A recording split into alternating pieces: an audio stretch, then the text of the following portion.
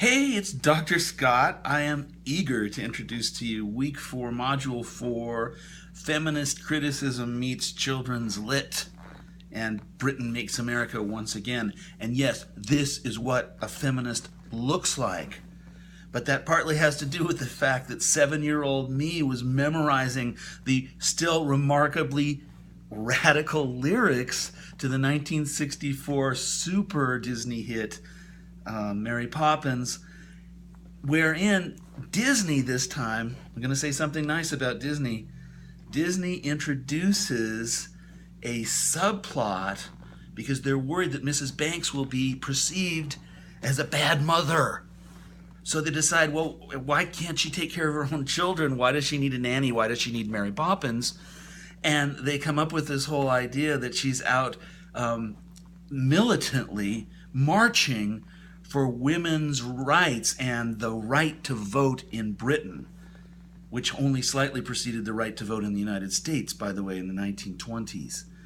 So little 7-year-old me is literally doing puppet shows with my brother, memorizing lyrics like "Cast off the shackles of history, forward, shoulder to victory. Our daughters will adore us, and they'll sing in grateful chorus, 'Well done, sister suffragette.'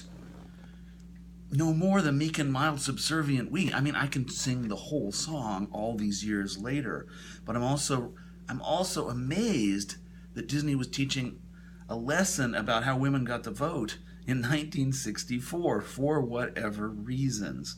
Now, similarly, the American reception for this book, The Secret Garden, is astounding in ways that you're probably going to think, oh my God, here he goes again.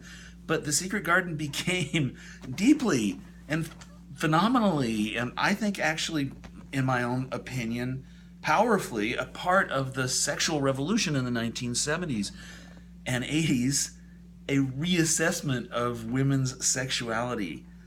Like, wow, yeah. And by the way, again, the British had nothing to do with this, at least not directly. It was Americans who decided that The Secret Garden had to have to do with the emerging sexuality of girls as they move forward into young womanhood. So I hope you're ready for that. Now, in terms of feminist criticism itself, yes, that's a very American brand of criticism, although we have to bow down a bit to the French and Simone de Beauvoir. But really, things got off the ground with books like Gilbert and Gubar's famous and wonderful and still powerful book, The Mad Woman in the Attic. That was the title.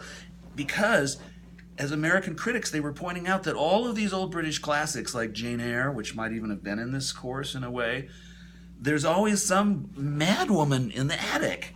And it's usually the wife that went crazy because she was so maltreated, as in Jane Eyre. But what happens now, and this is my closing question to you, what happens when the mad woman is in the nursery, right? And what happens when she's the central protagonist character, and when she is empowered, and when she is ready to take on the world and change the world deeply and profoundly? That's where feminist criticism is going to take us this week. So put on your feminist criticism glasses. That means, of course, that we'll be paying special attention to female characters in these books, which have been notably almost utterly absent in some of the texts that we've read, and that's worth thinking about too. What happened to all the women in British literature? Where are all the little girls?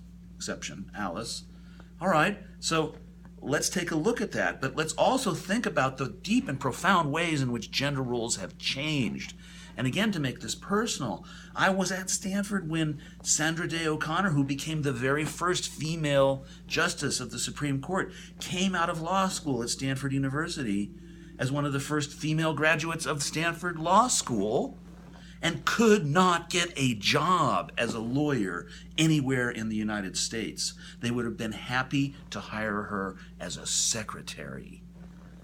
I started Foothill College when the entire senior administration was all white and all male, with the single exception of Bernadine Fong, who later became our president.